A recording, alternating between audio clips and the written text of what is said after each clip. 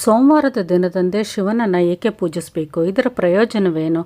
ಶಿವನನ್ನು ಪೂಜಿಸಬೇಕಾದ್ರೆ ಪಠಿಸಬೇಕಾದಂಥ ಮಂತ್ರ ಯಾವುದು? ಇಲ್ಲಿದೆ ಪೂರ್ಣ ಮಾಹಿತಿ. ವಿಡಿಯೋ ಕೊನೆವರೆಗೂ ನೋಡಿ, ಖಂಡಿತವಾಗ್ಲೂ ಉಪಯುಕ್ತವಾಗಿರುತ್ತೆ. ಈಶ್ವರನನ್ನು ಸೋಮವಾರದ ದಿನ ಪೂಜಿಸಲಾಗುತ್ತೆ. ನೀವು ಸಹ ಪ್ರತಿ ಸೋಮವಾರದಂದು ಶಿವನನ್ನು ಪ್ರಾಮಾಣಿಕ ಹೃದಯದಿಂದ ಪೂಜಿಸಿದರೆ ಭಗವಾನ್ ಭೋಲೆನಾಥನು ಖಂಡಿತವಾಗಿಯೂ ನಿಮ್ಮ ಬಗ್ಗೆ ಸಂತೋಷ ಪಡ್ತಾನೆ. ಶಿವನು ಕಮಲದ ಹೃದಯದವನಾಗಿರೋದ್ರಿಂದ ಮತ್ತು ಭೋಲೆನಾಥನು ಯಾವಾಗಲೂ ತನ್ನ ಭಕ್ತರಿಗೆ ದಯೆ ತೋರುತ್ತಿರುವುದರಿಂದ ಅವನನ್ನು ಮೆಚ್ಚಿಸುವುದು ಬಹಳ ಮುಖ್ಯ.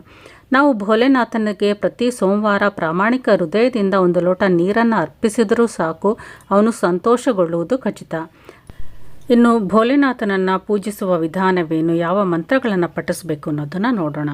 ಈ ರೀತಿ ಪೂಜೆ ಮಾಡೋದ್ರಿಂದ ವಿಶೇಷ ಫಲಗಳನ್ನು ಪಡಿತೀವಿ. ಶಿವನ ಪೂಜೆಯಲ್ಲಿ ಈ ವಿಷಯಗಳ ಬಗ್ಗೆ ವಿಶೇಷ ಗಮನವನ್ನು ಹರಿಸಬೇಕು.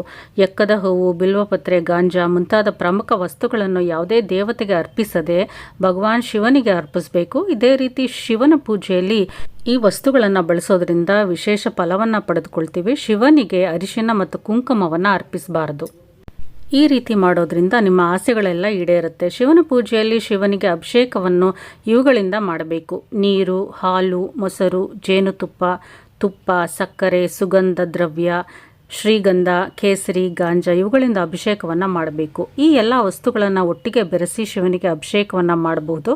ಅಥವಾ ನೀವು ಶಿವಲಿಂಗಕ್ಕೆ ಒಂದು ವಸ್ತುಗಳನ್ನು ಒಂದೊಂದಾಗಿ ಅರ್ಪಿಸಬಹುದು, ಅಥವಾ ಯಾವುದಾದ್ರೂ ಒಂದು ವಸ್ತು ಸಿಕ್ಕಿದ್ರೂ ಅದನ್ನು ಅರ್ಪಿಸ್ಬೋದು. ಈ ವಸ್ತುಗಳಿಂದ ಶಿವಲಿಂಗವನ್ನು ಅಭಿಷೇಕ ಮಾಡೋದ್ರಿಂದ ಎಲ್ಲ ಆಸೆಗಳು ಈಡೇರುತ್ತೆ ಅಂತ ಶಿವಪುರಾಣದಲ್ಲಿ ಹೇಳಲಾಗಿದೆ. ಇನ್ನು ಶಿವನನ್ನು ಪೂಜಿಸುವ ಸಾಮಾನ್ಯ ವಿಧಾನವನ್ನು ನೋಡೋಣ. ಶಿವನನ್ನು ಪೂಜಿಸಲು ಬಯಸುವವರು ಸೋಮವಾರದ ದಿನ ಬೆಳಗ್ಗೆ ಅಂದರೆ ಬ್ರಾಹ್ಮಿ ಮುಹೂರ್ತದಲ್ಲಿ ಎದ್ದು ಸ್ನಾನ ಇತ್ಯಾದಿಗಳನ್ನು ಮುಗಿಸಿ ಶುದ್ಧರಾಗಬೇಕು.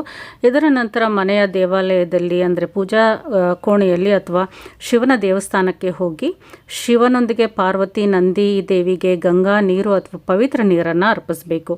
ನೀರನ್ನು ಅರ್ಪಿಸಿದ ನಂತರ ಶಿವಲಿಂಗಕ್ಕೆ ಶ್ರೀಗಂಧ, ಅಕ್ಕಿ, ಬಿಲ್ವಪತ್ರೆ, ಎಕ್ಕದ ಹೂಗಳನ್ನು ಮತ್ತು ಧಾತುರವನ್ನು ಅರ್ಪಿಸಬೇಕು. ನಂತರ ಈ ಒಂದು ಮಂತ್ರವನ್ನು ಪಠಿಸಬೇಕು. ಸೋಮವಾರದಂದು ಶಿವನ ಪೂಜೆಯಲ್ಲಿ ಓಂ ನಮಃ ಶಿವಾಯ ಮಂತ್ರವನ್ನು ಜಪಿಸಬೇಕು. ನಂತರ ರೂಪದೇಹಿ, ಜಯಂ ದೇಹಿ, ಭಾಗ್ಯಂ ದೇಹಿ ಮಹೇಶ್ವರಃ, ಪುತ್ರಾನ್ ದೇಹಿ, ಧನಂ ದೇಹಿ, ಸರ್ವಾಂಕಾಂಶ ದೇಹಿ ಈ ಮಂತ್ರವನ್ನು ತಪ್ಪದೆ ಪಠಿಸಬೇಕು. ಶಿವಲಿಂಗಕ್ಕೆ ಮತ್ತೆ ನೀರನ್ನು ಅರ್ಪಿಸಿ. ಇದರ ನಂತರ ಹೂಗಳನ್ನು, ಅಕ್ಷತೆಯನ್ನು, ಧಾತುರ, ಎಕ್ಕದ ಹೂಗಳನ್ನು ಅರ್ಪಿಸಿ ನಂತರ ಧೂಪ ದೀಪವನ್ನು ಬೆಳಗಿಸಿ. ಇದರ ನಂತರ ಭೋಲೆನಾಥನಿಗೆ ಆರತಿಯನ್ನು ಮಾಡಬೇಕು.